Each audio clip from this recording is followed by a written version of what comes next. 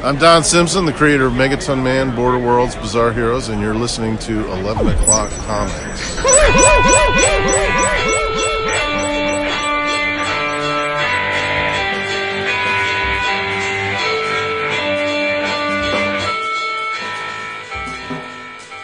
The horses are at the gate. Yep. In crazy, not true listener land, yeah. What they don't know, don't hurt them. Right. It's okay. We're good. It's the illusion. That's all they care about is the illusion. It's inside joke city, man. You know, listen. Right. Those who know, know. Those who don't know are left out. Patron. Oh, well. Oh, well, no. Sucks to be you. Jeez. Don't you tell me what to do. Hey, everybody. It is 11 O'Clock Comics, episode 8. I should replace that's it for that one. Sorry, I'm talking all over you. It's all right. It's episode 1 of 11 O'Clock Comics. Nah, there is a 1 in it, though. This is 11 O'Clock Comics, episode 871, people. And I'm Vince B. Hi. You are Vince B. I am David A. Price. Indeed you are, and I am a vision because I'm Vic Sage. Oh, you read that shit? Is it on your list? On my list, player. Oh, look at that. What? Yeah, okay. No, you're not Vic Sage. You're handsome like him, but you're not Vic Sage. You're Jason Wood, everybody together in this just average, fun-loving, big hug to comics episode. That's what we do. Just talking about it. Yeah, and it is brought to you by cheapgraphicnovels.com. I always like to just pop in to cheapgraphicnovels.com just to see what's up. It's like, hey, Max, how you doing? Well, we have a lot of stuff that is heavily discounted on their website. Batman and the Joker, the Deadly Duo. I don't know what that is, but it's 40% off. It's only $17.99. Yep, and you can get the Wolverine Omnibus of Volume 5. This contains a whole bunch of stuff we talked about last time. Blood Scream's in here, Lady Deathstrike. I mean, okay, you can't point to an era in Wolverine without those characters popping up. We got Deadpool, Ogun, the Phalanx. Yeah, we talked about this. It's 40% off cover price. What is that, pray tell? Well, it was $150, but you can put it on your bookshelf and love it for the rest of eternity for $89.99. Eternity's a long time. With Wolverine, especially. So, True. Yeah, you can walk down that glistening road into your final reward with Logan in tow. Isn't that beautiful? Mm-hmm. Yeah. It is one of Marvel's celestial beings, though. Eternity. Right. Eternity is, yeah. What's your power? I take up the entire page. Yeah, I am all. Come on, that was a good one. Wolverine, Eternity does take up the entire page, like all the time. Oh, boy. At cheapgraphicnovels.com. Yes, sir. Nice. We are a month away from New York Comic Con. Is it? Yep. That's crazy. Did you activate your pass? No. I have my pass. I haven't activated it, though. I didn't even open the letter yet. Same, yeah. It's like, I did just so I could see what the pass looks like. I was secure knowing that the pass was in my hands. Right. So, right. Yeah. Also, so I can attach it to the lanyard and throw it in my bag. See, he always has this Machiavellian plan. Like, you just can't get the badge. You got to have this. I'm going to put it in the badge. Just can't get enough. Dude, I'm going to wipe it off with. Yeah, it is. You are correct. Yep. You know what the best part about this con is? I don't have to worry about license. I don't have to worry about airfare or baggage or any of that shit. This is the best. There you go. We're gonna also don't have to worry about back issue diving because they don't got none anymore. Well, they had a good amount. I mean, when I say a good amount, it's more than zero, right? So we're gonna have a good time. Oh hell yeah! Oh, for sure. Yeah. Talk to our buddies. Our plebes. Jason chasing around some OA. Yeah. High artist, bro. Nah, okay. No, he won't. Okay, yeah, he will. I mean, he'll be chasing people who are chasing just to see what they're getting, maybe, but... He No, himself? I may bring some jam pieces, but Oh, Yeah. because I'm not Karnak. Like Stevie that's Wonder like how could see Vince that one is with, coming. like going to the massage parlor. It's not, I was. it's not really cheating. Number one, I was trying to get the benefit of the doubt. Be like, never "Let's watch back." ever have I been in a massage parlor my entire life. Okay? Sicilians don't pay for it. Okay. Yeah, it's not like an actual parlor, right? It's just someone's house at the end of the street. I don't know what you're talking about. Okay, all right. Linda, I got time. Come on. Hey, everybody. It's time for the drink roll call. I have one can left of the Happy Hour Hero Mosaic IPA from Saranac. I did not have a chance to get more, but I will as soon as possible because this stuff is great. Nice. Well, I am celebrating tonight because hopefully people can hear that I sound better. We scrapped my work purchased many $1,000 super laptop computer they said I had to have, and I'm using my 14-year-old son's laptop that he uses for school, and it has solved the issue. So, F Dell, straight up, F him. But yeah, I am drinking in celebration of that a White Claw, because it's the law, hard seltzer surf, watermelon lime smash. Wow. There's a lot of words in that. It's got as many words in the title as like a Marvel comic these days. Oh. Karnak? Is that you? I was just gonna say, Yeah. Boy, DC event. Colon's out the ass. It's true. Colons aplenty. How about you, Dap? I decided that I haven't had this in a minute, and it is one of my favorites, and I need to get down to Dillon's and get another bottle. But this is Bardstown Origin Series Kentucky Bourbon, and it is delicious. Nice. So for NYCC, we're not going to have Tony. No, we? he's not coming. No. All right. or Are we Tana. going to? We're not going to have No Tana Scotty. either. Nope. No Tana, no Scotty. What the hell? No, We'll no have Mock Scotty. Miller. Well, yeah, that'd be great. Steggy?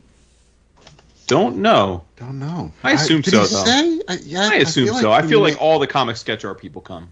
That's true. All right. Well, at least we'll have Steggy, because hopefully, because then I can tell him, "Damn you, Ryan Stegman." Oh, we'll be able to see DWJ. He won't have a table, but yeah, he'll be around. Yeah. Do you know why I'm damning Ryan Stegman? Because he draws covers you love? Because I am powerless to just pass up an issue of anything with a Ryan Stegman cover. He gets me in Hilarious. so much trouble Yeah. because his covers are really nice. They're beautiful. I love to look at Well, his lines, and I'm that's just great like, news for you. what? Tomorrow afternoon on your lunch break at work, head on over to felixcomicart.com There at we noon. go. You can purchase said covers because there's a huge Steggy Marvel cover art drop tomorrow. Yeah, no, I don't need to own them. I just think they're beautiful. I don't possess. Just I because enjoy. Jason's on a high artist doesn't mean you have to be. I was going to Well, no, say, I I've can't, never- I can't lead the horse to. I mean, I can lead you to the water. I can't make you drink. I mean, if you don't want to be happy, then don't be happy. No, there are three instances where I would buy original art. Okay? In any case, if we see original art by any of these three men, I will buy it if it is affordable, which, taking into account the first two, probably not. Richard Corbin, Not affordable. Jack Kirby, Not affordable. and John Severin. And that's it. Probably affordable. That's what I'm saying. I would buy a John Severin war and or Western page. I don't want any of the crack stuff. When you guys are bin diving at New York Comic Con, I'm going over to Albert's and I'm looking through. I was just about to say, I would think Albert over, like, say, Snyder, right? Yep. Yeah, Snyder might have some too, but I mean, Albert would be the first, I would think, for Yep. Severin. Yeah. Yeah. Right. Okay. Or- What is affordable? Well, A I G, don't- G or less? I'm not paying a G for no, I'm not paying a G for art. No. So I'm probably not going to buy anything. But that's what I'm saying. 500? Back to the reason why I'm damning Ryan Stegman, because he gives me beautiful images that fill my eyeballs. And where did those beautiful images appear? Well, he did the covers for an atypical Marvel crossover. You know what's hilarious? It's so funny to me. I look, for those listening, I think you guys know, we've mentioned it many times, we have a Slack for our show. We chat it up, and one of the channels is what we read this week that we're planning at least on mentioning if it comes up, or maybe if someone else wants to read it too, so forth, so on. So I looked this week to see what Mabu's read, and it is uncanny how Vince manages to be excited by the Marvel comics that I absolutely have zero interest in. Like the ones that when I do the monthly previews video, I'm like, I don't know who this is for, but it is for me. I'm not even really offended by that. I'm really not. No, it's not to be offended. I'm saying you love the symbiotes, you love Ghost Rider. It's I just do. Your thing. These are your things. Yeah. So the crossover in question, and I'll tell you why it's atypical after I tell you. Well, you'll probably get the gist after I tell you the creative team. So it is called the Weapons of Vengeance. Indeed it is. And it features Ghost Rider and Wolverine together again for the first time. There is a Weapons of Vengeance Alpha. It then jumps into Ghost Rider 17, then Wolverine 36, then Weapons of Vengeance Omega. Now, here is the atypical part of this crossover. So it is a crossover with the two, at this point, obligatory Alpha and Omega bookends.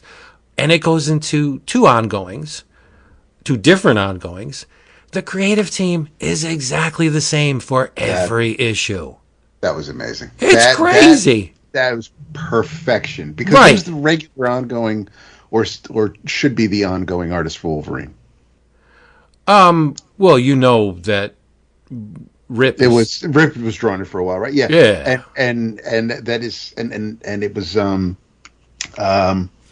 crap. I think Kuder started if not this Ghost Rider, then it was it Corey? It may have been Corey. But there was but the artist who's drawing this event wasn't there at the start with Ghost Rider either. So it's written by a man whose work I am appreciating more and more on a daily basis, Benjamin Percy. I think his Ghost Rider run is really special. And I have to thank Dap for the whisper, because he didn't really shove it down our throats back when he read it, but it was like a soft love type thing. Mm-hmm. Yeah. Illustrated by Geoff Shaw. Yes. What up? And color art by Rain Beredo. And that's where you're going to, normally I would say we're not ones really to judge a book by its cover, or just because... Oh, and Stegman's on the cover, yeah. So Stegman is on the cover, so you're going to buy it for Stegman. But in this case, because there have been plenty of times over the decades where we'll be fooled into thinking, oh, this cover looks awesome, and then the inside... not so much. So this here, at least, you had really, really attractive Ryan Stegman covers on all 4 issues. Yeah. But you had amazing Geoff Shaw art inside. So that just, it was a Felix extravaganza, but it was a really nice, it was nice to see that the interiors did actually move the story forward and give you an enjoyable experience on top of the wonderful covers. Unlike Dap, if I start reading something and it doesn't tickle that fancy, I just stop reading it. What are you talking about? Well, you like to persevere. Like, you're like, okay, I'm going to see where the story's going. Like, I don't give a book that luxury of seeing where the story's going. No. You always say that. I think 2008 Dap was like that. I don't know about 2023. All right. No, dude, I dropped Fantastic Four as soon as Miller and Hitch came out. I'd stick around really for Hickman's Fantastic Four. I will try something. There are some books where I'm like, you know what, I'm going to support this. I'll stick with it. But for the most part, like most Big Two stuff, if I'm not feeling it, I'm not sticking around. But no, what I mean is you'll finish an issue. I will just close the cover halfway through. That's fair. No. Yeah, I see. Okay. Yeah, no, that's something. That was like long term. We didn't know who you are. I got you. So if this didn't delight, I would have never finished the Alpha, and it's just wonderful. I'm gonna tell you what it's about. Big picture. There's a social worker at the end of her rope, and now this is a flashback. Okay, a lot of the early stages of the story happened in a bygone era, one we really love. So yeah, that's not an exaggeration. One we really love, and her name's Ms. Flores, and she's trying to find a spot for this little man named Bram, because the kid's been bouncing around foster homes, orphanages won't take him. Well, rightly so, because weird, odd things happen around the kid. He exhibits traits that one would associate with demonic possession. So, we're talking 70s here, and demonic possession, like, that was one of the, culturally, that was one of the big things in the 70s, was Satan, demonic possession. Biker gangs were also really, really big in the 70s. A whole mess of biker movies came out late 60s, early 70s, and all through the 70s. So the fact that Ghost Rider appeared in the early 70s was not a coincidence, because Marvel knew what was up. So the kid may be possessed. Pets go missing, people turn up dead. There's this weird, inhuman, guttural voice. Like, the kid scares people, so nobody wants him. Nobody wants to take him. The kid's back at the orphanage. They hate him because they're afraid of him. They don't want to sleep next to him. They don't even be in the same room as this kid. So the social worker, she didn't know what to do. What do I do with this kid? I feel bad for him. I got to find a place. And where does she take him? She takes him to Graymalkin Lane, right? Mm-hmm. She heard about Charlie and his place, so she thought, maybe the kid's a mutant. We'll check him out. Charlie scans the kid and flips out. Head snaps back. Whoa! Well, he's definitely not a mutant. But Charlie claims that the boy's mind is like a storm cloud. There's a lot of shit going on in there. Most of it obscured. Can't see it, but it's not good. So he sends, the social worker and Bram on their way. So sorry. Yeah, can't help you. Which pleases Wolverine to no end, because Wolverine said the kid smelled like sulfur anyway. And Wolverine only has room for one person that smells like sulfur. Yes. And that's our buddy, Nightcrawler. Mm-hmm. So Ada brings him back to the orphanage, and lickety-split, wouldn't you know it, the ceiling below the sleeping quarters explodes with blood. Bram, at least we assume it's Bram, twists all the other kids into a shredded serpentine column of flesh and bone. It's quite artfully constructed. He makes his way back to Charlie's school for gifted youngsters, and wouldn't you know it, a storm killed the power, so Wolverine has to go down to the basement to get some candles, because that's where the X-Men keep candles, in the basement. Weird. It is really weird. There's actually a panel of Wolverine coming up the steps with the candles. So Logan comes back upstairs and he finds the X-Men all beat to shit. Colossus is like halfway through a wall. Kitty's all messed up. She's got the crosshatch, bumps on her face. Charlie's knocked out of the chair, which isn't a real hard thing to do. And he looks into the room, and there's the kid with the giant anthropomorphic dog beast with a flaming head. What's happening? So Wolverine slashes at the kid, and but the demon saves him, and they both flee the school. And Wolverine's got the berserker rage on now. Oh, the red is creeping in. So he gears up. And he goes out to stop the kid and his little demon. So remember, this is a flashback, right? Young Kitty is in the X-Men. It also happens not long after Crash Simpson died. You say you say Crash Simpson, and my heart starts going bum bum bum bum bum, because then you got Johnny Blaze. Johnny Blaze is the Ghost Rider, my friends. And he's working the stunt cycle extravaganza alone. He's trying to jump 18 flaming buses. That's tough. But Johnny falters because he gets a vision. While he's jumping the buses, a vision comes to him, and he sees Bram's demon. Oh, the ghost, the flaming head and everything. So the Ghost Rider emerges to find the evil, but he arrives before Logan. Now this is this is classic Marvel. Classic 100% Marvel. So Logan arrives. Now remember, Ghost Rider's there. Logan arrives, and he's got the rage going on. And he sees Logan's flaming skull, and he thinks, this is the thing I'm looking for. Because a blue motorcycle suit looks a lot like a giant anthropomorphic dog beast. You know, it's typical Marvel. The heroes are going to fight first. And then they'll see there's a misunderstanding. And, you know, this is I think, real tough Wolverine. Like the early Professor X's school with Kitty and Nightcrawler, Wolverine was really tough back then. I mean, yes, he's always been made of stern stuff, but I mean, gritty, nasty, willing to kill. Remember when he killed the guards? And it's like, Wolverine killed the guards, but we wouldn't do it. But he's the one who does all that stuff. But Ghost Rider kicks his ass. Right down. He kicks Wolverine's ass. He really does. Yeah.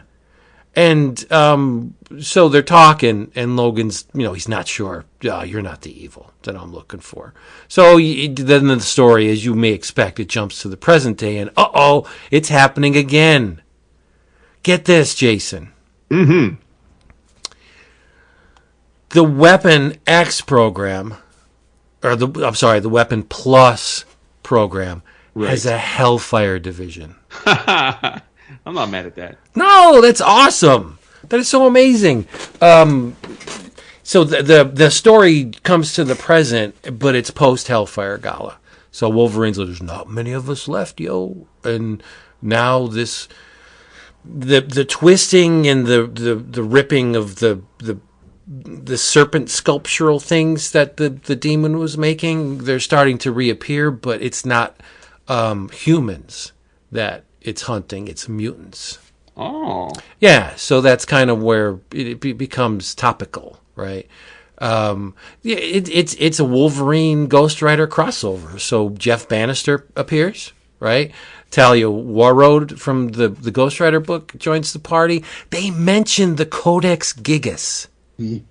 I almost lost my pantalones. Yeah, I almost died.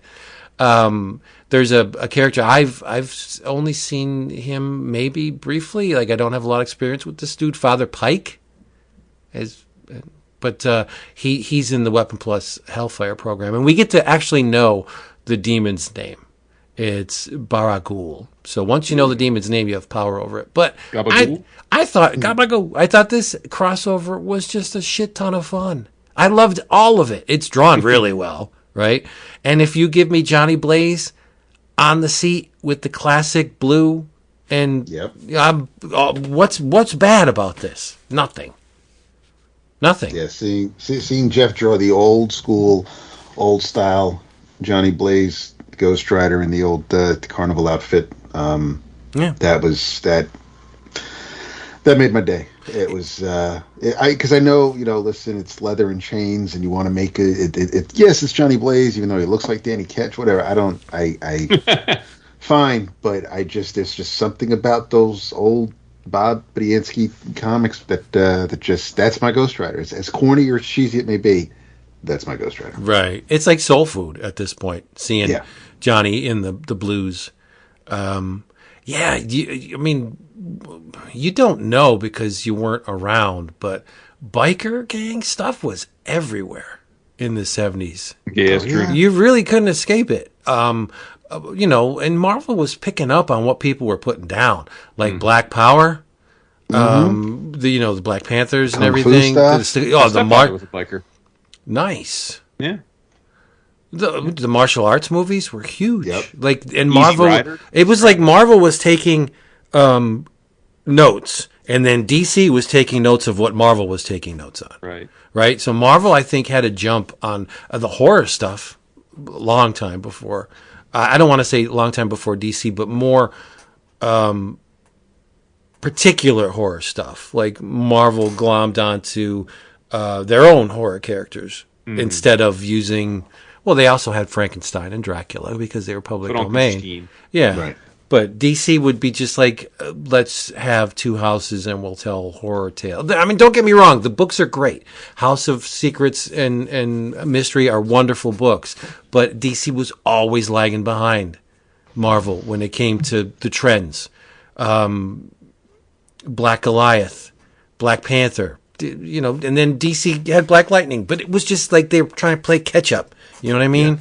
Yeah. And I love DC, but I got to give it to Marvel. I don't know if it was Stan or if it was Roy whispering in Stan's ear, "Hey, the kids are looking at this stuff." But somebody at Marvel was paying attention in the 70s. And while we're on the subject, Incredible Hulk #4 came out today. Yeah, I didn't check it yet. And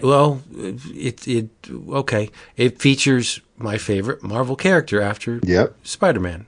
Yeah. Man-Thing. It's not drawn by Nick Klein. Oh, who drew it? I don't even know, because I opened it up and I'm like, what? And I closed it. I closed the cover and I was like, well, I'll get to you when I get to you. Oh, damn. Yeah, there's no immediacy now. Damn. And it's odd because didn't Incredible Hulk #3 come out like 2 weeks ago? Yeah. So it seems like it was pretty recent. Yeah, hot on the heels. And I was just like, oh, Man-Thing. And Dave looks at me and he just shakes his head and goes, like not going to survive. Mom's not going to make it. Yes. Poor mom. But anyway, this crossover just stoked the red hot coals of my in my heart for the love for these two characters. That was cumbersome, but it's true. I really like, as much as I like to piss Jason off and call him, the dwarf and the Canuck and stuff, I really like Wolverine. Oh, you do, for sure. I do.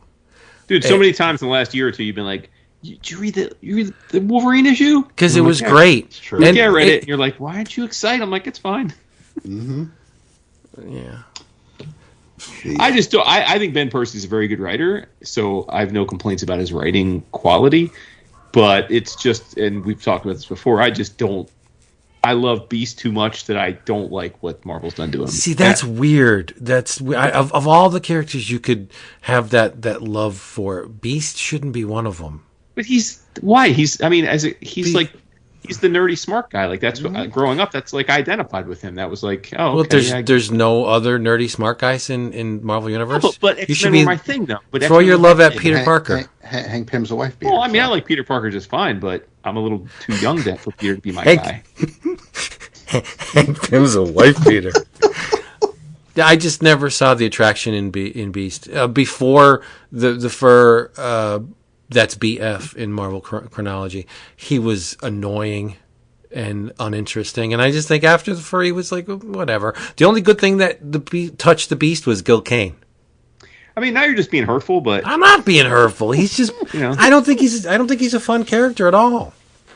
Yeah, I mean, I like him as a villain. I think he works really well. About all the incarnations of Ghost Rider and every symbiote. So we're even. Now, why you got to lump everything in one package? That's super hurtful. Just because I'm going after the beach, well, fuck you and everything you love. Because I like Blue Furry Beast. I mean, you have to take a swipe at my guys, but there's symbiotes. No, I'm with you on symbiotes for reason. But the I'd say you're all being hurt. Funny.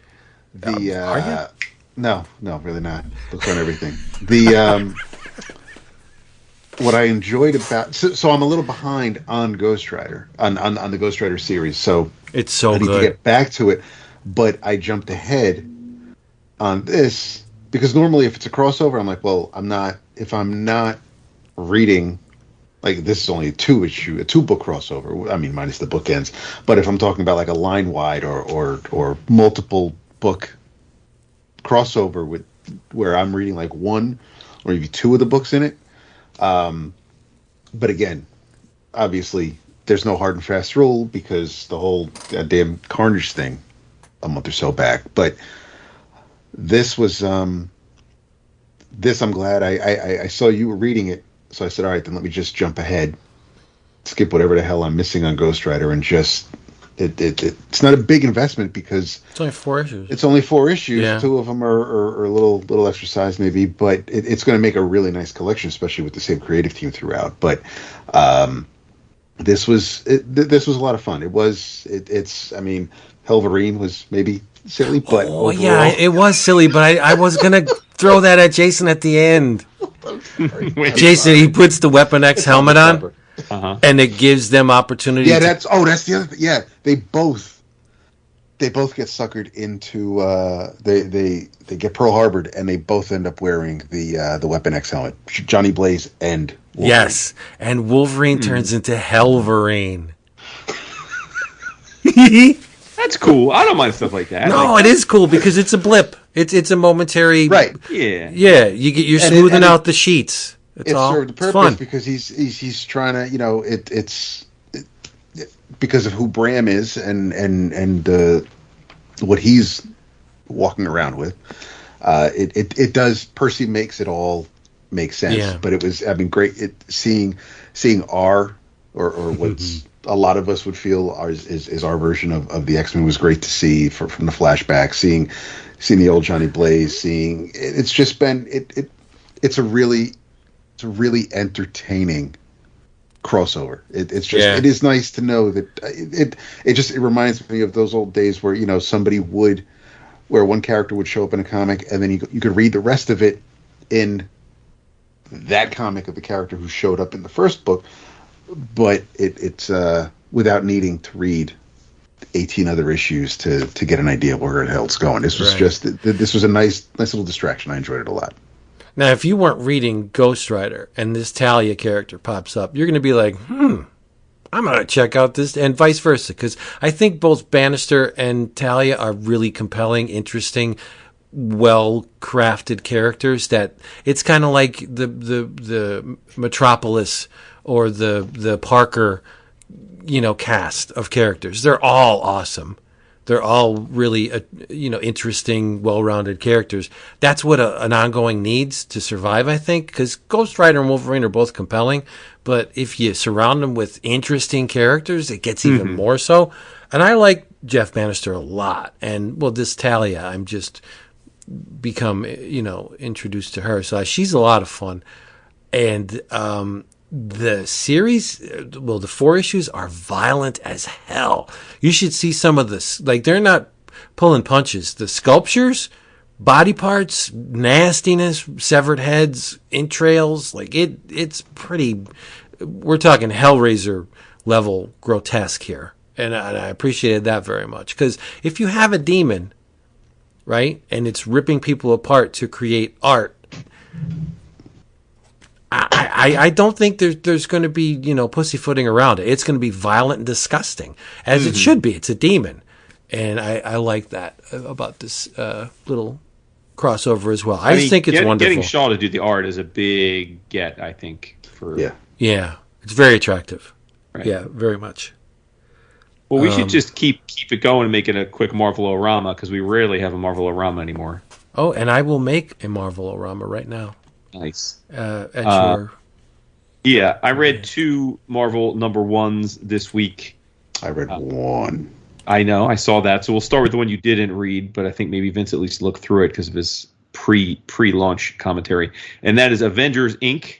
You all know I'm Avengers Mark, so I'm always going to try an Avengers title. This was billed as a noirish detective take on the Avengers, which sounded kind of neat. It's written by Al Ewing, who I'm certainly a big fan of, and it is drawn by Leonard Kirk. The premise is exactly as promised. Janet Van Dyne, a.k.a. the Wasp, is at the Raft, which is for the uninitiated, one of the Marvel super prisons. The villain Whirlwind, who is a spinny top dude, he's a speedster and he throws blades. He is murdered in his prison cell at the Raft, shot in the head. And when all you see of the killer is you don't see anything, you hear them say the famous words of Scourge, who was what was that, probably in the 80s when we got that line of right when Scourge was going around killing all the with the rose and stuff. Right, justice is served. So it's alluding to that, and Whirlwind's dead. So Janet comes in because she's got ties to the Whirlwind. He stalked her, and not that many people read this, but the Wasp miniseries that came out a few months back, Whirlwind was the antagonist in that, and Janet ended up sending him to prison. So she's taking some kind of ownership in this because she figures he was awaiting trial in prison and killed, and he wouldn't be there if it weren't for me. So she's curious, and when she gets to the Raft morgue to inspect the body, lo and behold, he's not the only Cadaver, there are 5 other C-list villains who have been murdered in the same way, or so it seems. And we really go from there. She begins to investigate it. She is, for reasons I don't need to get into because it's kind of a little convoluted, but Luke Cage, who's the mayor of New York at this point, has asked her to investigate, but not with costumes, because right now there's a ban in New York City on costumed vigilante heroism. So she basically, it's a detective, it's a whodunit, and all is not what it seems. We find out at the end of the first issue who either is responsible or at least somehow involved, and it's a bit of a shocker. Certainly ties into the early Avengers and Janet's history, wink, wink. But yeah, I thought it was good. I will say that I've always thought of myself as a Leonard Kirk art fan, but I thought the art was just okay in this. I thought it looked a little uneven. Wow. Where some panels I thought were great, others I thought weren't really on point. I always attribute, like in my mind, I attribute that to the artist rushing, having a deadline. I don't know if that's actually what happened, but but again, it was fine. Like it wasn't a turnoff. I didn't think it didn't blow me away though. But yeah, I'm here for it. It's a mini series. I don't remember if it's 5 or 6 issues, but it'll be fun. I think it'll be a fun little oddball take on the Avengers. Did you read it, Vince, or did you? Because you made no. I didn't get a chance to put it on my list, but I thought it was a lot of fun. Okay. It's pretty ballsy though, because if you're gonna enter Scourge territory, that was a really beloved, respected time in Spider-Man and Marvel history. So I think you gotta. There's maybe a requisite amount of eggshell walking when you do that, because it's so well remembered. But I thought it was really, really ballsy. Yeah. But I gotta, part ways with you on the Kirk. I thought the Kirk art was super solid. Okay. Yeah, it's one of the reasons why I kept reading the first issue in the first place. Like, oh man, this is looking good, and it's Janet. Like, it is. Hubba. And the other number 1 that I read, and no surprise that Dap joined me in this, is Daredevil number 1, which is written by Saladin Ahmed and art by our show, Mr. Aaron Kuder. So now I read a big chunk of Zdarsky's run, but then they did the whole thing with I forget the name of it, but where it was some kind of event street level crossover, and then they kind of lost me with that, and so I got away from it. I haven't I'm at least a year, if not more, removed from Daredevil continuity, and this definitely, I definitely felt that reading this, but this is basically I mean, they make it clear, and at least to their credit, they make it clear at the beginning that through circumstances which again I didn't read, but I'll take their word for it. Matt was killed and brought back to life, and he is now living in New York as a priest with no memory of being Daredevil. And that's kind of how the book starts, and we go from there. I mean, the reason I read this is because many Daredevil runs have been all-time great runs, right? I mean, and usually if they're good at the start, they are good for many years, because it's kind of become one of those. Daredevil's been one of those books where great writers at Marvel get a chance to write Daredevil, and they try and make their mark on it, right? And have oftentimes have had really successful efforts. So I figured, okay, well, Ahmed's been at Marvel for a while, and he's done some things I've enjoyed, and this is clearly his shot at the big time in that regard. And but for me, and I don't have any idea what Dap thought of it, but for me, this didn't pull me in. And I don't want to. I don't know how to say this without I don't want to be misconstrued. But for me, as much as I like Aaron's art in general, I thought it was an odd fit for Daredevil. It felt like I love chicken fingers and I love Reese's peanut butter cups, but I don't eat chicken fingers with peanut butter cups. You know what I mean? Like it's like I like Aaron's work, it just didn't feel like it was the right aesthetic choice for me. Just like I wouldn't expect like Chris Burnham to be on Daredevil, So for me, it's a bit of a whiff. I didn't. It certainly didn't make me say, okay, I'm going to get back into Daredevil for a nice long run. It's probably one and done for me. But I have no idea what Man King Dat thought. It's Daredevil. I got to give it a shot. Did a nice job recapping what he's been through the Zdarsky run, since I bailed on that pretty early on. Mm-hmm. It is weird.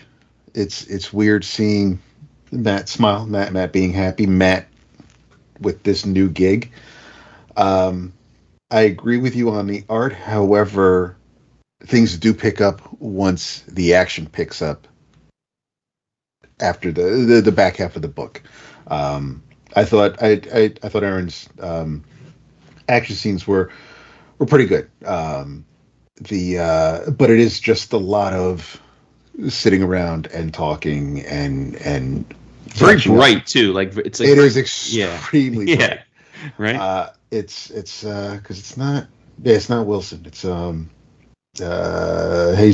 Aburtov is your color artist, but it's I also, it's not necessarily, legacy characters aren't always a hard no for me, but it's hard for me to wrap my head around a Daredevil comic where the Daredevil that I'm used to takes so long to show up. And I get it. That was the story, and that's fine, and that's probably why the first issue had a few extra pages to it, so they could take their time and actually tell you what they want to tell you, and that's fine. I might come back for the second issue because I know where this cliffhanger is going, but I just want to see. I want to see Matt in the costume a little more. And it's weird. It's not like the reveal of the big bad in the first issue was enough to took me and say, okay, well, I got to see where this is going. I'm more curious than slamming my fist down, handing over my money. It's just, I mean, we get the Man in Black again, which was neat to see. They rarely. There's even kind of like a John Romita-esque version of Daredevil peeking on a rooftop. It's not a it hits kind of it ticks off the boxes if you're a Daredevil fan. Little things you see here and there, and some of the characters that are the supporting cast that is and I mean they were real quick to reveal the mystery of the benefactor for the church for the youth home, but that again that was deliberate. I'm optimistic. I think even if I don't stick around with it after the first couple of issues, I have hopes that this will pick up some speed, build up some momentum, and be and will be a solid run. Is it going to be up there with Bendis and Brubaker and Wade? It's way too early to tell. Based on this, I mean, we've seen Matt start off new series with a whole bunch of different odd jobs, and this isn't unusual that we're not starting off with Matt as a lawyer, but it's like I said, it's a Daredevil, so I got to give it a shot for the first issue. And granted, I'm probably behind an 8 ball because even though they do a great job of letting you know what's going on, it's very easy to still have questions with this issue. But we'll see. I didn't. It didn't make me say I don't know what the hell they're doing. I'm hoping for the best with them. Yeah. I looked at it long enough to get the gist. Right. I think the saving grace is Kuder. Yep. Once the talking heads go away and the action starts mounting, I think it looks great. Starting from like the rooftop stare down to the flashback about everything that happened in the previous run. Like, I think from there on, the book looks really sharp. I mean, it all looks sharp, but then it's more interesting when the action starts. But for me, if you put Matt in a priest collar and in the thick of things, he starts praying, I'm done. I have no desire to read that at all. Like, whatever. I don't find priests very interesting, number one. Number two, I certainly don't find Daredevil as a priest interesting. And it's just like, so you're fighting a creature and you start reciting scripture or whatever? Like, no, that's freaking ridiculous. I can't read that. So I'm done. But I wish them well because I think Kuder's really good. I just would like to see him on something other than this. Right? There you go. Yeah. Yeah, I'm gonna a thumb down, a thumb in the middle, and a thumb up. Yeah. I'm going to take my precious seconds to get out from under the claws of this creature by reciting Bible verse. Yeah. Real smart. And showing off your fancy rosary beads. Yeah, it's real smart. These rosary beads? Didn't do the Waynes any good. Oh no, they were pearls. Sorry. They were pearls. Damn. I tried to do a double slam, couldn't do it. Yeah, come on. But how do you know? How do you know? Maybe Mom had rosaries somewhere. Maybe there were Benoit balls. Buttman, not Batman. So Marvel-O-Rama. Yeah, and it does. Not the most impassioned Marvel-O-Rama, but well, nonetheless. Most of it, I thought Avengers Inc. #1 was very good. Yeah, no, I mean, like I said, I think I'm definitely aboard for it. I think it was good. Yeah. One of the things that really made me happy and impressed me at the same time was like, nah, no costumes, can't do it. Right. So it's going to be street level, low chroma. Like, why not? I'm down. We don't have any spandex running around. That's kind of fun for a mini series. Yeah. Yeah. I wouldn't want that. I mean, that's slow death for the Marvel Universe. It's like shooting yourself into a foot if you launched an ongoing with no can't have that. Yeah, no, you can't. But for a miniseries, yeah, it's fine. I would more than well read this. But so I told you guys to read something. I begged you guys to read something. You did. No, yeah. Well, it was, you did beg, but you did say as long as you have an available pre-moistened slot. Right. And there wasn't a lot of heavy lifting with this. It is tied to a much, much larger universe, but you don't have to know any of it.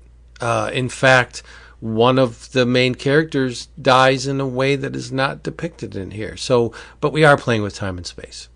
So there are a lot of loopholes and leeway granted when it's a title like this. I just want to hear what you think about it because it is called The Incal Dying Star by Dan Waters, the writer, and illustrated by Jon-Davis Hunt. I loved every page of it. I think it is. It's kind of hard not to get all gushy and sentimental when the story is very heartfelt and I think this is one of the more emotional. Jodorowsky's a great writer, but sometimes emotion eludes him. More often than not. This was very easy to digest, spoken in a language that I think is pretty much universal, and it plucked at the heartstrings. I admit there were a number of times across the course of these 120 whatever pages that I got kind of choked up because I thought the story was beautifully orchestrated. But I want to hear what you guys say. You tell me about it. I could talk about this for a book. It was all right. Oh my god! Nah, dude. Honestly, you came at us with this impassioned, por favor, if you have the time, would you please do me the honor of reading this, please? Yeah. And So first of all, let me preset. The Incal is one of the great white whales of things that I still haven't read that I own. Same. And it's ridiculous that I haven't read it. I've read this. I heard something the other day that the Incal is the largest selling graphic novel in history.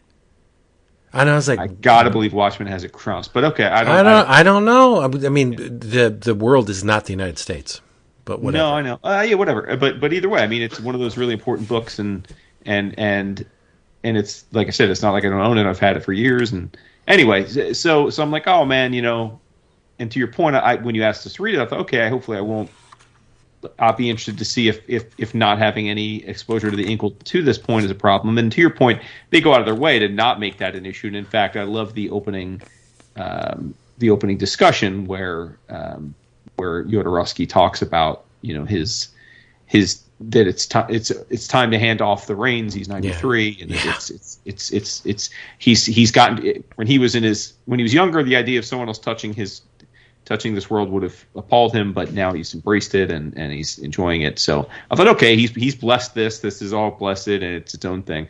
And then usually you save your guys. You got to read this for you have a very high hit rate with that. It's not like you're going to come at us with something if you're not pretty sure it's transcendent. Right. I thought it was fantastic. Easily one of the best things I've read this year. Nice. Oh nice. Yeah, it was beautiful and so. Orthogonal, like the just not your everyday concepts. Even though the setting, because there's only so many settings you can tell stories in, right? Like the setting itself, maybe not like something I'm not unfamiliar with, but just the quirks and the little nuances. Again, this being a pirate, but the pirate is he's lonely and he's got this group of holograms that are his friends, and it's like very almost like melancholy because of it. And then he's still but when it's time to be a pirate, though, he gets back into that swashbuckling, grinning like I'm gonna get the best of you kind of mode. And then with the idea of bringing this effectively, I mean it's a violin of sorts. I don't know if it's technically a violin, but it looks like a violin. And the idea of intertwining music into the idea of cosmic power and be able to transcend time and space. I mean, that's a beautiful concept. I mean, we saw that in, we've seen that in other stories, but like obviously with Final Crisis, that was a very controversial thing with Final Crisis, is how much music played a role. And I think you and I, Vince, were both big fans of the idea. And for some people, it really bothered them. But I love that concept. And and then I mean, and then you knew or at least I knew as I was reading it, that it would have some kind of, or I presumed it would have some kind of really satisfying hook toward the end that brings the two time periods together in a more linear, direct way, and it does. And then you're like, oh, and it had the right amount of. It's really hard in a story of this size because it's not that big, right? It's it's basically like a 6-issue miniseries, basically. To give you. To be able to straddle like a compelling narrative and adventure and emotion and big concepts and humor, to do all that in 6 issues is tough. And I think lots have tried and many have failed because it just gets too many things all at once and nothing really ever connects because there's no. It's a very. I think you have to be a very astute writer to pull all those strings together in a satisfying way in such a short amount of pages, and they did it, and Waters did it, and I thought it was fantastic, and it makes me wonder if the other non-Jodorowsky Incal stuff that's out, or I know the third one's coming out soon, if that is must read as well. No, they're all must read. Yeah, I mean, we talked about Psychoverse a while back, and it's very good. This has been the best offshoot to date. Nothing touches this. Mm-hmm. Yeah. Kill Wolfhead's coming up very soon. That's it. That's the one. Yeah, which looks amazing. But this makes me want to. And this really makes. I mean, this definitely has reignited the. What's the matter with me? And I need to go read the Incal ASCP. Well, and it's odd because Kaiman's not a giant figure in the Incal. I mean, he's so Kaiman is in the Incal. Oh yeah. Oh, okay. Yeah. Okay. I mean, not.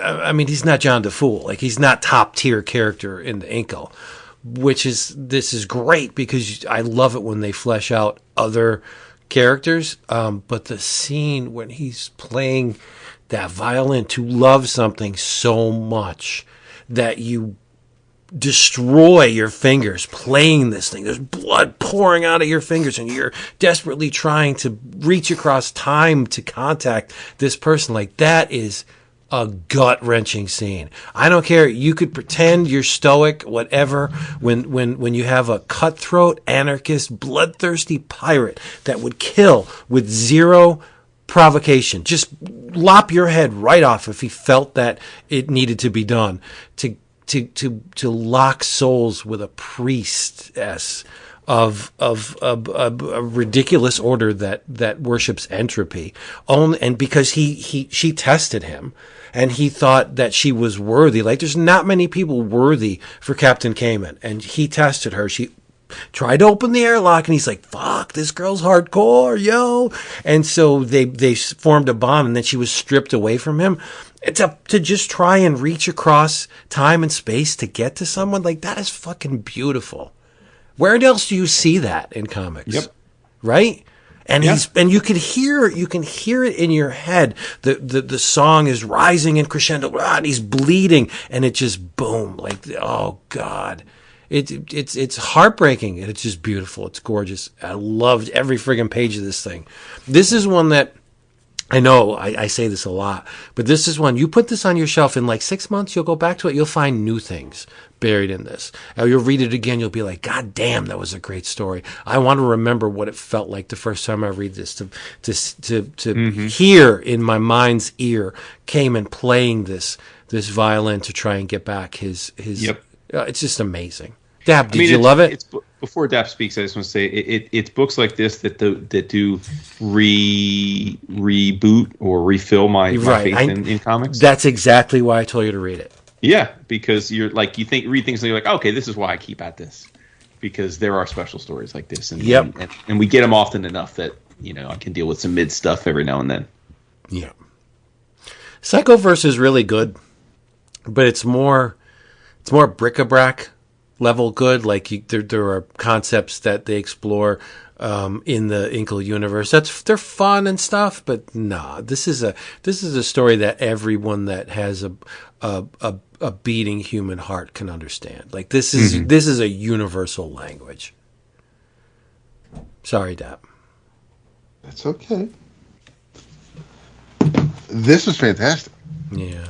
No, I absolutely. I couldn't stop. I think I actually came back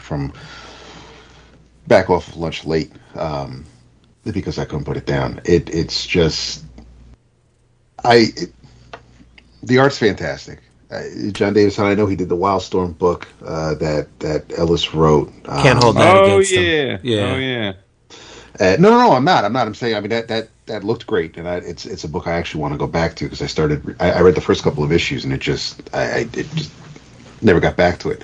So he's worked with some pretty talented writers, obviously, but this was, just between, there really isn't, there's not a bad page, there's not a bad angle, the way anything's drawn. It looks fantastic. Even the holographic pirates, I mean, their conversations were great.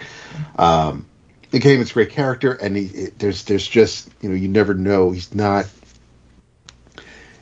what you think he is, because as you go through the chapters and you see what else he's dealt with and where he came from, it all kind of, the little bit the little I know of him from this book, it all makes sense, and all the creatures and the other characters that appear are just extremely well fleshed out, even though, like, we're only seeing them for like a handful of panels at most. And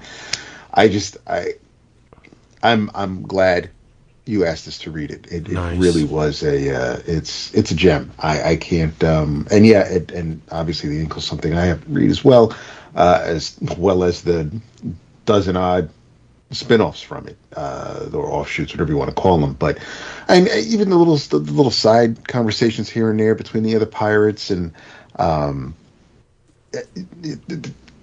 things happen to people who you want to see. You wanted to see what actually happens to, and everybody gets what they deserve for the most part. And Jon-Davis Hunt, I mean, he has this way of like when Cayman's playing the Mourner with the navigator on his back, and he's got it's a great the scene. It's beautiful, but I mean, like you can feel the action in this still image, just him playing the music and everything whipping around. I can't, and like you guys said with the airlock scene as well. I mean, she's out there floating and he's going to reach her. It's just like, even though these two-dimensional images, it's like he does a fantastic job of showing you. It's great. It's a wonderful book. Yeah, clean line too. I shouldn't like Absolutely. this. I shouldn't like this as much as I do, but I do. I'm surprised at that, but yeah. No, I thought the art was great. Yeah, I love this art. Yeah, yeah. But I mean, when you pull back and you look at all the moving parts in this book, it shouldn't work.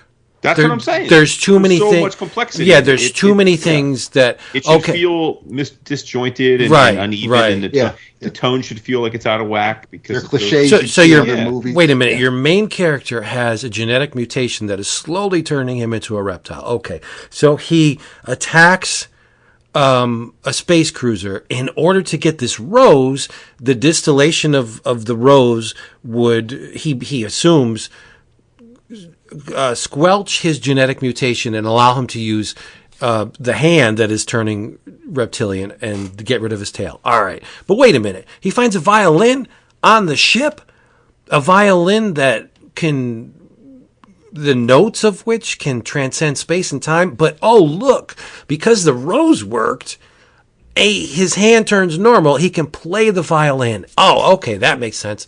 It's just, when you think about it, there's too many variables, but it all works perfectly.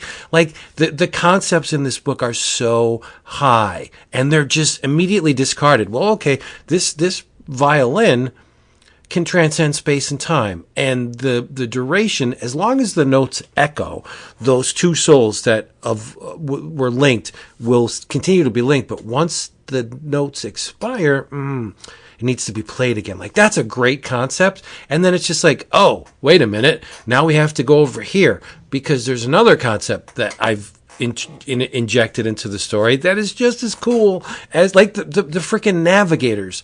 Two characters who know where everything is in space and time. Like, it's ridiculous. And I'm going to wear one on my back as I play this freaking violin. Like, oh, it's almost too much. It's almost too much. Like, if this was a movie, it would be better than The Fifth Element. I know, that's almost blasphemy, right? But I'm just saying, this is the complexity of this. Don't let it dissuade you from reading it. I think everyone, who doesn't like a good love story now and then, right? Yeah. This is a story about a priestess who melted the heart of a despicable, bloodthirsty space pirate, and everything else ensues. It's beautiful. You'll be able to understand it. You don't have to have read any of the Incal. Just buy this book, Dying Star. Which, I mean, there is a little bit of retconning going on here because I remember Cayman's ship being called the Lucky Star. So, interesting. Yeah, so I'm guessing that the effects of conceptually, Dying Star is way better than Lucky Star. But maybe it's called that because it's it's far flung future and his crew's all gone and it's only him. Yeah, right. But we do actually. To your point, though, you don't usually change your ship's name, but I get you. Right, we do actually see the demise of Captain Cayman in one of the Incal books, and and it doesn't go down like this.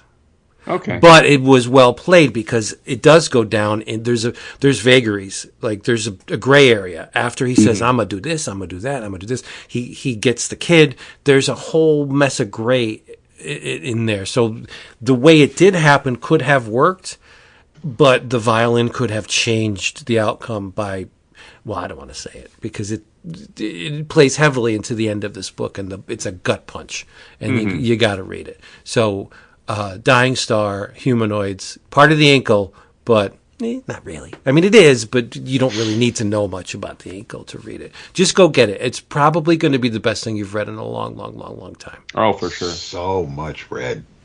Yeah. Preach. And the blade, the hematopathic blade that whenever it tastes, it allows the wielder of the blade to know the thoughts and feelings of those whose blood stains it. Like, that's awesome. Biggie facts. Yeah, that is amazing. Love it. I wish I had one of them. Hemata blade, baby. Yeah. What's Hemata you? Don't you look so sad. Hey. Hey. Okay. So what else do we have? We got to have more. Yeah, I mean, I want to mention something. It doesn't need a deep dive. We've kind of covered it, at least in chunks, in other times past. But it was one of those things where, in my DCBS box, this week, this arrived, and I was looking and thought, you know what? If I don't sit down and read this right now, this is gonna just go into the pile and get lost in the ether, because I'm not gonna think about it, and it's not gonna be like it's not gonna be top of mind, and then be like, oh, I never went ahead and read that. So as soon as I got the box, sat down, made some coffee, opened this up, it's the first thing I read out of the box, and that is the hardcover from Dynamite. Yes, a Dynamite book. We're just talking about Dynamite book. The Invincible Red Sonja, written by Amanda Connor and Jimmy Palmiotti, with art by Moritat, old school friend of the show. I know I talked about the first issue. I think we collectively have talked about this series a bit. I'm a huge fan of Jimmy and Amanda's writing. It's always the right mix of sexy and adventure and funny. So I knew I'd like this, regardless of, I don't have as much of an affinity for Red Sonja as a character as, say, Vince does. But and then I know Moritat can draw his ass off, particularly when it comes to the ladies. So I knew that he'd do us right that way. And sure enough, he did. So basically, though, like I said, it doesn't need a really deep dive, because this is exactly what you would think it is. It is sort of anecdotal adventures of Red Sonja. She's shocked. This is going to shock many people. Red Sonja starts off the series on a pirate ship. I know that's crazy for these barbarians to be part of a pirate ship, but and the crew gets gaffled, and she rescues a woman who then in turn sets her up in a situation that is suboptimal for her, where she basically has to she gets mind controlled by a ne'er-do-well despot and has to fight on the wrong side, and then of course she frees herself and has to then get revenge in a very bloody, satisfying style, and it was all good. It was all good. I mean, I think that Moritat's art really sung here. Yeah. He can draw beautiful ladies and great action, and this book is resplendent in that. You see plenty of Sonja in very suggestive, poses, if not completely naked, which I'm here for, and it had that Jimmy Amanda pathos that that if you're familiar with their other works, you're going to feel right at home here. So it was fun. It was fun, and I mean, they didn't have a very long run on the book. I think they just got in and got out, told their story, and moved 10 on. issues. Yeah, and it was a blast. So really enjoyed it. Definitely, if anyone's in the mood for some sword and sorcery, then this is certainly worthy of of putting on your pile. Yeah, I love it when Dynamite knows when to quit it. Like a 10-issue series with Jimmy and Amanda and Moritat, that's a really nice run, all quality. Why belabor the point, right? Don't have somebody else come in to take over for any of those creative individuals, right? Yeah. Just cancel the damn or end the series and start something else with somebody other. Dynamite has been doing that for a number of years now, where, like with Barbarella, they'll just do a little isolated 5 or 10 issue series, and then they'll just do something else later down the line. And I think that's really smart, because it if it's a creative team that speaks to a readership more robust than you're used to, then awesome. But if you're using mid to lower tier people, then it's not going to really work. But the Dynamite formula so far has been to put really solid creators on these things, which is great. We don't want to see a Dynamite tryout book. That would be shudder inducing, right? Right. So But yeah, I like the way Dynamite's been handing out these limited, extended. What do they? Marvel used to call them maxi series, right? Mm-hmm. Yeah. No, DC was maxi series. Marvel was still a limited series. Even if it was a 12 issue, it was still a limited series. The longest limited series of all time, wasn't it? Transformers? Yeah. No, would it have to be Punisher, right? Didn't the Punisher was number 5 of a 4-issue miniseries. But no, isn't Transformers? Because isn't Transformers ended with 81, and then I think the cover even said 81 of a 4-issue miniseries. Yeah. But Punisher lasted longer than 81. Didn't it? But no. But no, it renumbered it. Regardless of what it said on the cover. Originally the Stephen Grant, Mike Zeck book was only supposed to be 4 issues at first. Then it became a 5th issue. Oh, and then they renumbered it. But then the Mike Barron series started off as a gotcha. So Transformers was the longest miniseries. Yes. Yeah, I think so. That makes sense. Yep. And they do the same thing with the Bond books, the 007 stuff. Every time a new writer comes around, they get to tell their version of. They get to tell their Bond story. Yeah. Even though the Ellis stuff, I mean, he wrote a bunch of shorter. He wrote a bunch of different stories with subtitled differently, but no, you're right. That Dynamite does. I mean, it's crazy that they have more covers than they do issues in a series, but it's all good. That's what sells, man. That goddamn new release list, it goes on for days because it's all just the variants that Dynamite puts out. But they're smart enough to let our man Tony Fleece write. Oh yeah, because we got the take a peek at the Army of Darkness 2nd issue. Tony sent it to us. I didn't open it yet, but did he send it to you? Because I got it.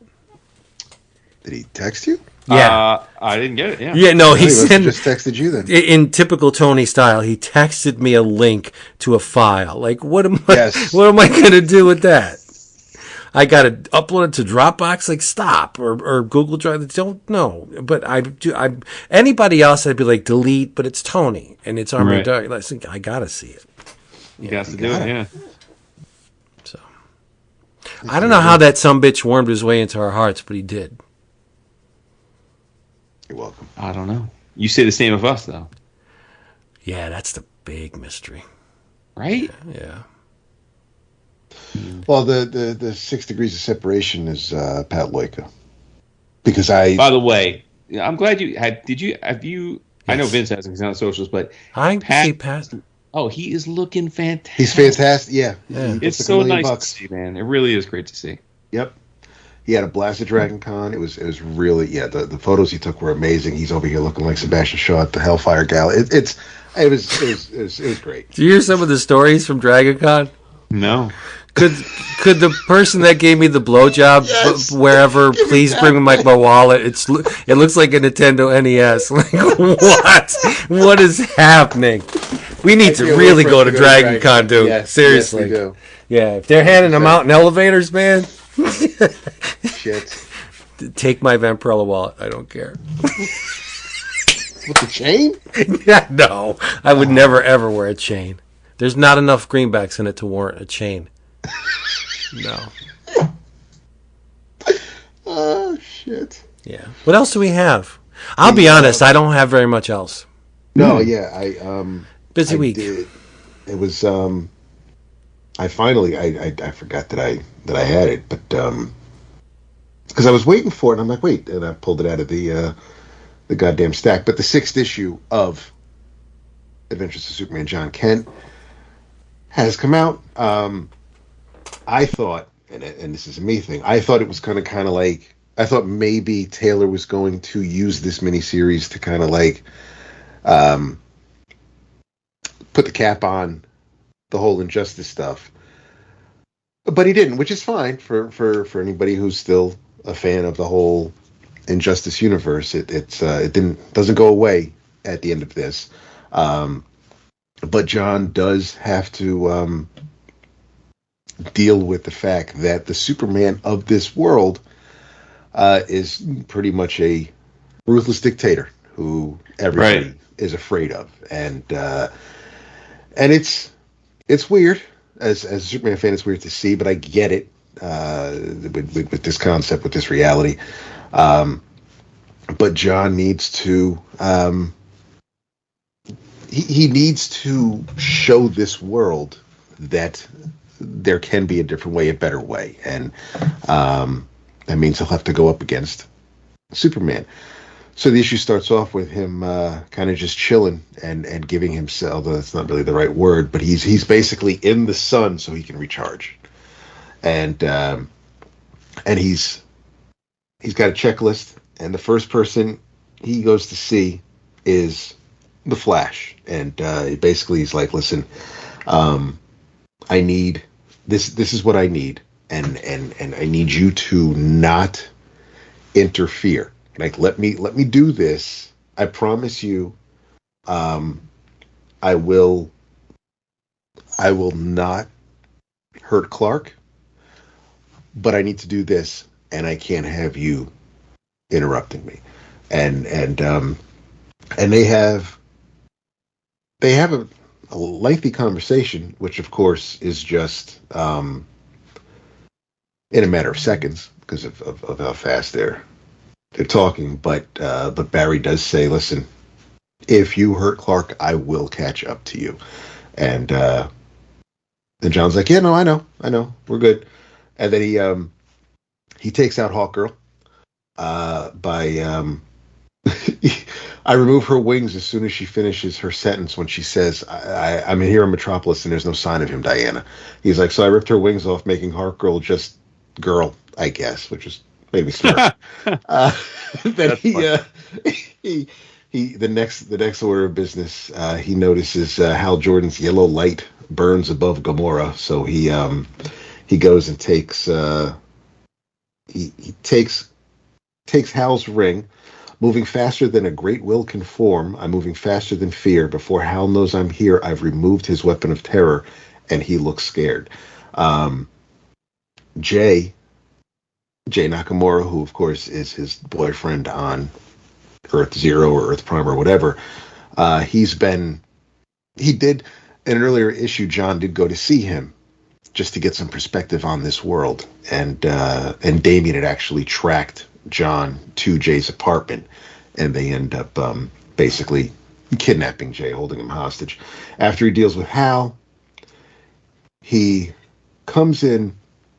Now his the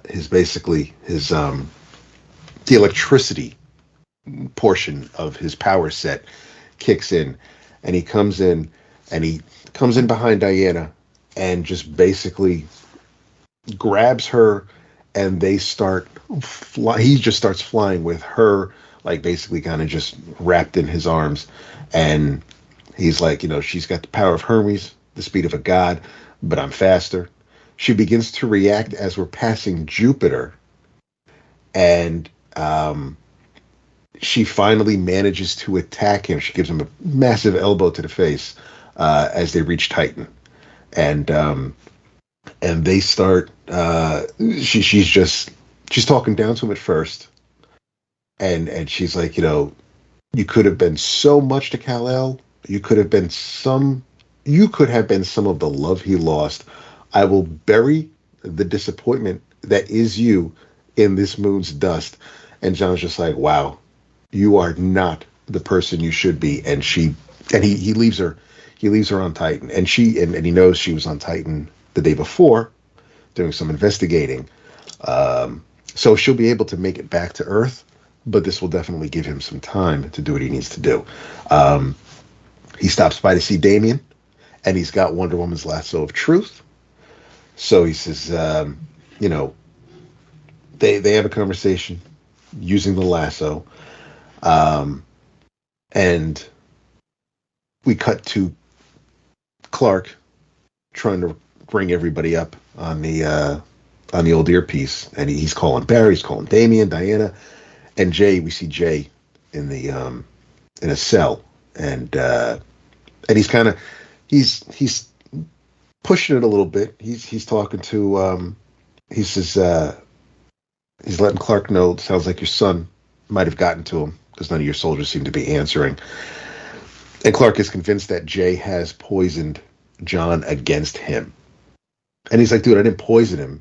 You're just obviously toxic, and he doesn't need super eyes to see what you are. And now Clark is about to bend bars and break into the cell to get to Jay. John comes in, breaks down another wall, and now they have a conversation. And it is the way I never expected this to kind of resolve the way it did. It was slick. It unique to a degree, but it was pretty slick. Although Clark does end up breaking Jay's arm because he says, because Taylor really, really gets the concept of Superman. Because Clark's yelling at John, telling him about all the good he's done for the planet, how he's trying to protect the planet. And he points to Jay, and he's like, if this man died at my hands, what would you do? And John says, I would do whatever it takes to ensure you face justice and no more. And Clark's like, yeah, you really think so? You think you're stronger than anger, stronger than grief? And then John just is like, Superman has to be. That's when Clark breaks John's arm.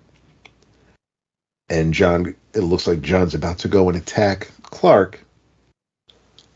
But then something I didn't expect to see happens. I'm not going to go too deep into that.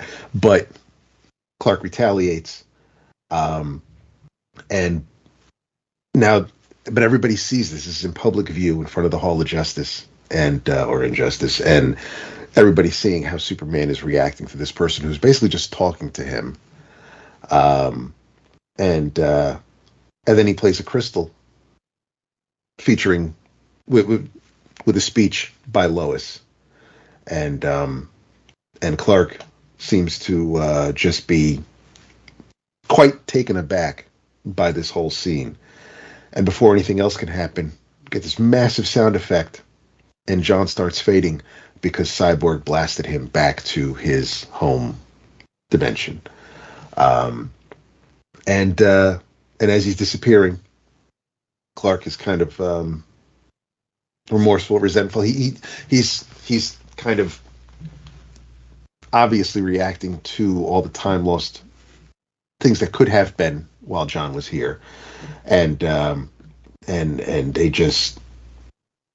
have their conversation. John ends up back at Earth Zero, but something is very, very wrong, apparently, according to this one last panel. And then apparently we'll get another miniseries titled Beast World before the end of the year featuring John. So I was pleased with the story that Taylor told. I'm glad Clayton Henry came back for the final issue. I had preconceived notions as to where I thought maybe the story was going, and it kind of didn't, and I'm happy about that, because I like to be surprised every once in a while, and everything made sense. I'm still not the biggest Injustice fan in the world, but seeing John in this world and trying to make sense of it, and trying to kind of throw some common sense that he's familiar with, that he was brought up, that Lois and Clark instilled in him, and seeing him try to let that world know, the Injustice world, that, this is how things could be. Taylor did a great job. I thought it was it was a very, very entertaining, very good limited series. I am a big John Kent fan, and it's not just John Kent, obviously, because he is becoming a Superman that I very much like, a Superman that I grew up reading. So it's nice to see that sometimes legacy characters can kind of be carbon copies or duplicates, and that seems to be what's happening here, and I'm not mad about it. But this was a very, very good limited series. Nice. It's on my stack. Nice. Mm-hmm. There you go. A few months back, we had John Amore on the show. Yep. And it was either his In Your Travels or when we were just riffing on books, he turned us on to Jazz Maynard, one of his favorite series. and I talked about the first volume a few months back after he came on. I read it. That was called the Barcelona Trilogy, and enjoyed it quite a bit. And this week I read Jazz Maynard Volume 2, the Iceland Trilogy. Nice. Yes. Same creative team. Raule, I don't know if I'm saying it right. It's Raule, is the writer. And Roger, just good old Roger, is the artist. And this is a bande dessinée that's brought over here, I believe, by Lionforge and translated into the English. For those who don't remember the first volume discussion, Jazz Maynard, the titular character, is a badass, good-looking, thin, like protagonist who has some mystery to him.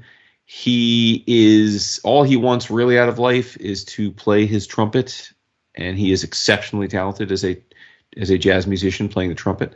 But he has a past, and it's his past. He was a absolute badass soldier in a crime family, a la like John Wick level, and much like John Wick, he's trying in the first volume to be away from that, but he has to go and rescue his sister, who's gotten into some tough spots, and he gets pulled right back in. And that volume ends with the crime lord of Barcelona. This book is set in Barcelona.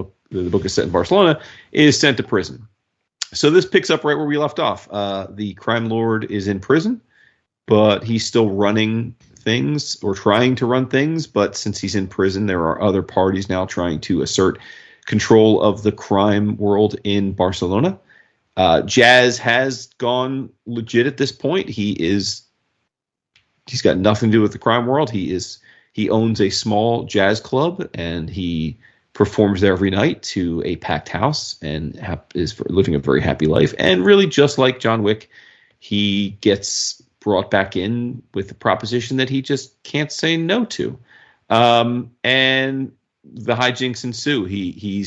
This is called the Iceland Trilogy because he is sent on a mission with his best friend Teo, who's also not as badass, but he's also a capable fighter and soldier.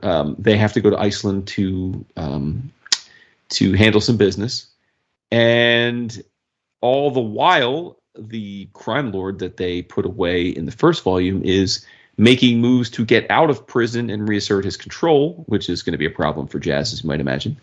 And the book, similar to the first volume, it's very heavy on setup in the early going, like a crime noir comic. And then once you hit that crescendo, it's just all out balls of the wall, nonstop fighting and killing until there's a resolution. So it's amazing. And I will say that the most notable thing about Volume 2 versus Volume 1 is that Roger's art is quite changed. I don't know. I should have looked this up. I don't know the time lag between when the Barcelona trilogy and the Iceland trilogy were originally done, but Roger in the first one, and I like the art in the first one quite a bit. It reminded me, I think at the time I mentioned it, reminded me of like Ion Flux. The characters were all very long and stretched out and super thin, right? Like it had that look, which is not unusual in European comics. But in this, he takes a much more subdued approach. There is still some angular aspects to the character designs for sure, and the action scenes are still very frenetic, but the character models are far more natural looking. And it's neither here nor there. Like, I love the visuals of the first, so I don't know that, like, I'm not going to say this is better work, but it definitely is different. And because it came out years later, I'm going to presume it was a natural progression of his own artistic preferences. It still works really well. And so I'm not, I don't know that I have a preference for A versus B, but it is just notable that it is quite a departure, which is unusual considering it's the same art team. But yeah, it's great. I mean, I've mentioned John Wick a few times because that's the most obvious comp for our listeners. If you enjoy that kind of story of this high-paced action of a reluctant hero, then you'll love this. It was great. And I don't think there's any more, at least there's never been any more translated here in the U.S. I don't know if there was more in Europe, but I'm stoked that once again, thanks to John for turning us onto this when he was on the show. Yeah. Does look very good. Oh, it's great. No, the visuals are incredible. Yeah. And it's got a lot. I mean, you love jazz, Vince. It's got a heavy jazz. You know, there are lots of asides where he talks about his love for jazz and his inspirations and that sort of thing. I do love jazz. Mm-hmm. Like so much. Yeah. All right. Hey, everybody. You know the score. This episode of 11 O'Clock Comics has been brought to you by who? CheapGraphicNovels.com. Yes, cheapgraphicnovels.com. It's right there in the name. You can get omnibus editions, collected editions, manga, a whole bunch of stuff for a lot off cover price. And you're going to order something. You will receive an email confirmation for said order, and you'll be responding to that email confirmation by saying 11 O'Clock Comics sent me. And then Max will say, you know what, youngster, your next shipping is on the house. So that's pretty amazing. And if you remember, cheapgraphicnovels.com. And if you would like to check out our Patreon page, it's patreon.com/11 O'Clock Comics. Lots of stuff in the works, lots of stuff already there. Audio, video, downloads, images, voting, the whole 9 yards. So check that out in your travels. Another little look at Image Comics from a very, very particular and narrow window of time. This is 94, I believe. Yep, August 94 and September of 1994. Specifically, one of my Image OG blank spots. We all have an OG Image blank spot, don't we? Yep. Mm-hmm. Mine is Shadowhawk. Oh, okay. Is it really? Yeah. I was so down with, I mean, come on, Spawn, what? And then the Wildcats was the next, and I guess Youngblood was the next in the chain. But Shadowhawk was like, ooh, looks a little too like Wolverine for me. I'm just going to wait and see where this goes, right? But the thing I'm trying to, again, narrow window, Don Simpson, to reiterate what happened last issue, Don Simpson's all over these books. At least in the ads. There's a Normal Man, Megaton Man special coming in August 1994 from Image.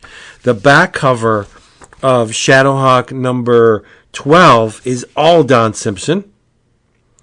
It's a promo for Bizarre Heroes coming soon from Fiasco Comics.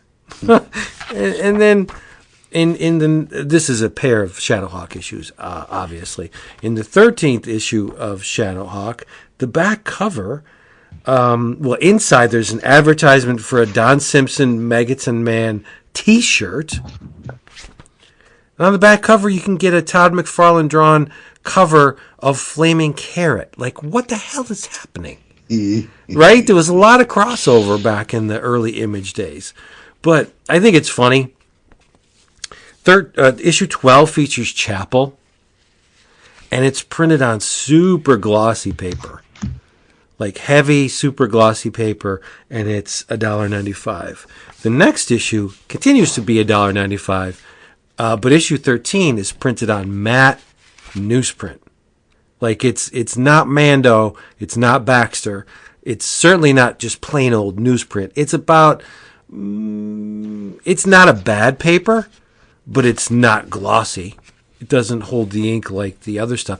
In fact, it has the ink, it absorbs the ink much better than the glossy stuff. But anyway, in issue 13, it's Wildcats.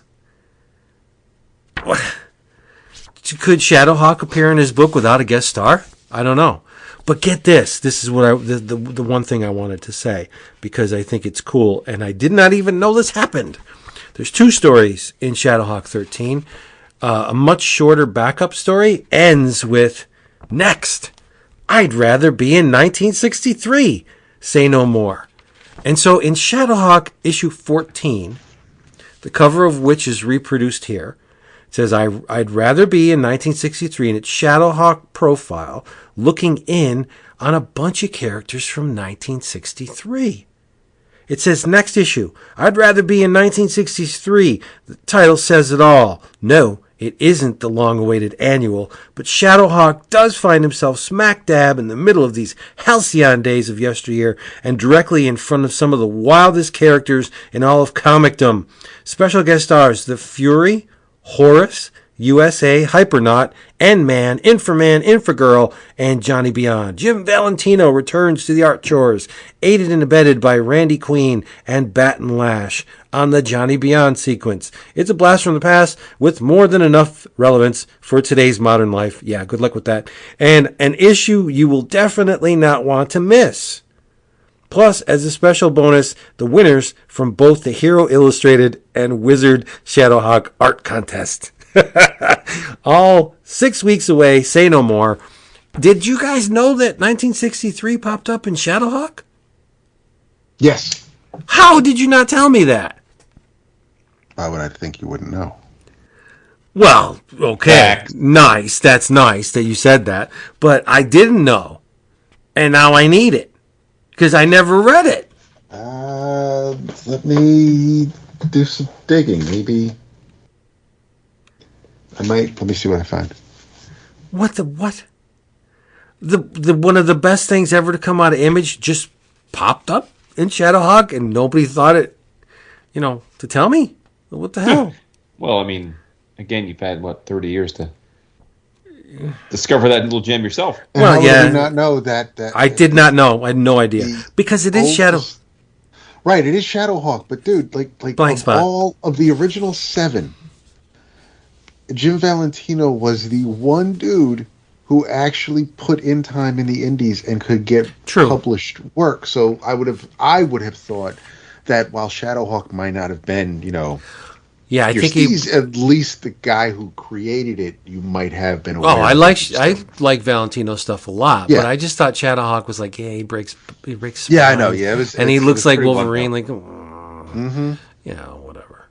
But my bad. My bad, right? Oh, he's got that. Your bad, yeah. He's got that disease. Oh no, he's gonna get rid of it. I don't know, but yeah. So here we go. Shadowhawk 12 and 13, 1963 related, and Don Simpson. Like what? Check your back issue bins for issue 14. Oh, I need it. Do it. Yeah. Easy enough. Bam. Bam. In your travels, the limited series, Star Trek Strange New Worlds, the Illyrian Enigma, the first Strange New Worlds miniseries from IDW. I believe a new one is solicited in previews, but this was basically just something to read. This was a story to kind of tide you over between the first and second season because they're kind of trying to. Pike wants to do whatever he can to free Una from. Basically, she's not treason, but she is held. Starfleet is holding her because she lied. Illyrians are genetically modified, and after the eugenic wars and Khan, Noonien Singh, they decided, listen, Starfleet, we can't have any genetically modified beings in Starfleet. So Una, number one, she basically lied on her resume. She kept that to herself. But we do find out that she is Illyrian in the first season of Strange New Worlds, and the second season of Strange New Worlds was absolutely fantastic. Almost every episode was better than the one before it. There was some strong, heavy. Strange New Worlds, the second season, they went 1 week making you laugh. The next week, just brought you to your knees dealing with, civil rights. Then they gave you some more kind of slapsticky stuff because Spock's human, and then they bring you back to dealing with PTSD. It was a roller coaster. It was intense. It was fantastic. But this miniseries, of course, they kind of have to end it where, unlike DC, when they were writing between Star Trek movies and they had they had Spock back before they even found him in the third movie. They kind of IDW, Kristen Beyer and Mike Johnson with art by Megan Levins. They have to kind of put everything back so that it will not screw anything up. They're not trying to tell you. They're not trying to step on the toes of the people who are bringing you the second season. So the end is kind of a foregone conclusion, the end of this particular story. But it was still pretty good because Spock is trying to get some answers because apparently the Illyrians and the Vulcans from way back when were actually intertwined, so to speak. And this was I think the writers here really did a good job of making sure that everybody basically kind of just sounded like themselves, which is what I appreciate in licensed properties. But this was it was a little bit of a mystery, which was fun to kind of follow along with. And then we get there's some secrets that really kind of can't be shared, and other mysteries that may reveal themselves later on down the line. But I thought they, as a first attempt of bringing Strange New Worlds to comics, I thought they did an admirable job. I think the story was neat, but just seeing everybody kind of play together on the page, as much as I enjoy them on the screen, it worked. It didn't break the world. It didn't reinvent anything, but it definitely maybe satiated your appetite if you were jonesing in between seasons. And now we're going to be jonesing again. But like I said, we should have another miniseries coming up soon. But in your travels, check out Star Trek: Strange New Worlds, the Illyrian Enigma. A word up. Yeah, Strange New Worlds is an incredible show that I feel like not enough people talk about. Definitely not. Man, you talk about it a lot, so I feel like we're covered there. But I mean, like in general, we don't talk about it. I try. Yeah, in your travels, I'm just coming at you with we're collectively coming at you with these European imports because they're good. Yes. And I got something from Ablaze for that ass, and that is the Boogeyman. It is written by Matthew, French like Matthew Salvia, and art by Jet. Like, are you here, Jet? Like DJET. Very cool book. Probably wish I had saved it for October when I do my nonstop horror binge of all types of media. But I read it this week, and that's fine because it was very good. It's a pretty neat premise. It's essentially there's a little boy named Elliot. As many little kids are wont to do, he believes there are such things as monsters in places. He believes there is a boogeyman living in their house. He believes there is a giant wolf living in their walls. And, the dad's like putting the kid to bed and like, oh, it's all good. Like, you're safe. Like, good night, sweetie, all that sort of thing. And what happens? Right. Well, what do you think it's set up? Well, a dark force enters the home and slaughters mom and dad. And Elliot sees this all happen. And turns out Elliot was right. There are monsters. But here's the catch of this book. The titular boogeyman is not the killer. No. The boogeyman is the hero. Because the creature, the boogeyman that Elliot's seen in the house, he was right. There is a boogeyman in the house. Only this boogeyman, for reasons that I won't get into, is actually one of the oldest of the monsters known as boogeymen, Father Death. And he's been hiding in this house for centuries basically stepping away from his former life of wrecking chaos and evil on the human world.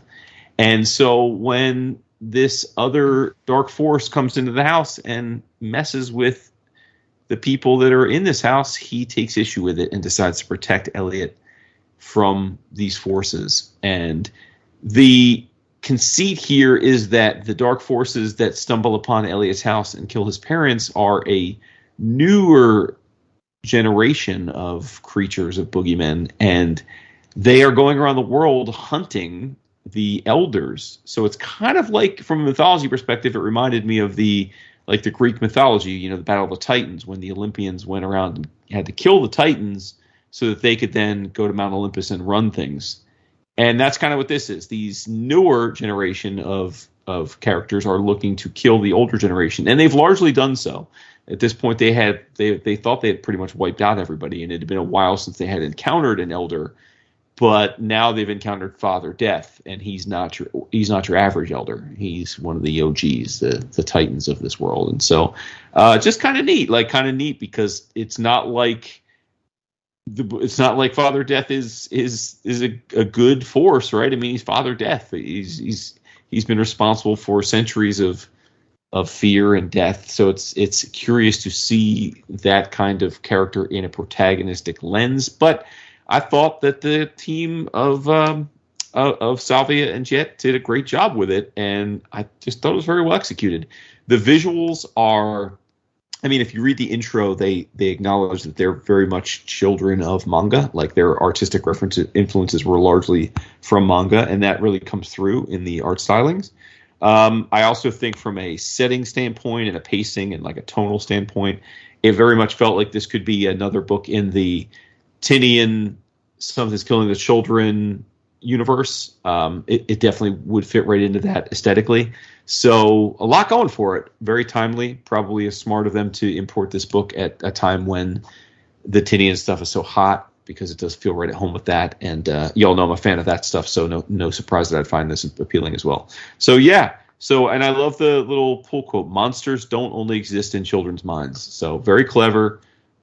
Interesting take on the idea of a impaired child having to be protected, right? That's been done a million times, but I thought that the way they went about it was at least new. And so 2 thumbs up from me on The Boogeyman by Ablaze. Nice. Good for Ablaze. Yeah, blazing up. Yeah. Ablaze does good stuff. They do. They really do. Sometimes. Yeah. That trace, or whatever the hell was. Yeah, that's for say. Yeah, that was it. It looks good. Yeah. Okay. Hey, everybody. Thank you for being here with us one more time. We hope you come back next time, because we love you so much, and we'll have something waiting for you. If not scintillating comics discussion, then maybe a cookie or a scone. Geoff? No? Get yourself to a comic shop and buy some stuff, talk about it, love your pets and your family and everything else in the whole world, and then come back here and say goodnight. Shitheads. Wow, you're calling our listeners shitheads? No. David, I was going to have something. What kind of pie is your family making at 9 o'clock at night? Zucchini? Good night. Zucchini pie? That's what she said. Is that like a Sicilian thing? Yeah, it's not just zucchini. It's like meat and other stuff in it. Oh, pizza. Kinda. David. Or is it more of a quiche? Yes. Okay. So it's a zucchini meat quiche. Yes, something like that. Yeah, and I love it. Anything freaking zucchini. I didn't know you were a big Zook fan. Oh, I love zucchini. Woo. Oh. Yeah. I think one of the ways I'm going to have to deal with my not being on the art grind is we're going to have a couple good meals while we're in here. Yes. More than a couple, but yes. What? Like Wendy's isn't enough? No. Bruh. Bro, I can't eat Wendy's. What am I going to eat at Wendy's? 2023. I go through those Wendy's. My God, let's go spend $12,000 to eat. Oh, what else? What else you got to do with the money? You ain't going to buy no art. You're not going to buy no vinyl. There's not going to be back. You don't know that. Bye. We're out of here. Tell them you love them so much. I do. I love everybody tonight because you can hear me. I love you. So wait, you're just admitting that you're projecting your problems onto the listeners at the end of every of course. episode? I mean, that I'm human. sucks. No, that's weird. Why they come back? Bye. Love you. That's it for that one.